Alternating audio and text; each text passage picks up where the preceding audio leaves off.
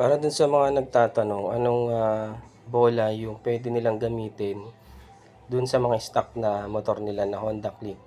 For example, kasi 15 grams yung inyong, stock na Honda Click ta's gusto niyo ng konting arangkada, puwede kayong mag-try ng 13 grams. So, puwede kayong mag-combination fly ball na 13 grams at saka 15 grams. So, tatlong tatlong 13 grams na fly ball.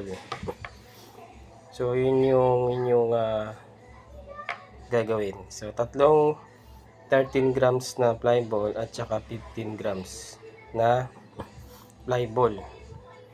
So, magkakaroon siya ng konting arangkada at the same time, di mawawala yung dulo niya. So, pwede nyo i-try yung ganong combination. 13-15 para dun sa mga nagtatanong na stock yung kanilang Honda Click. No, ano yung pwede nilang itono muna sa ngayon. So, yung bola muna kung gusto niyo ng arangkada.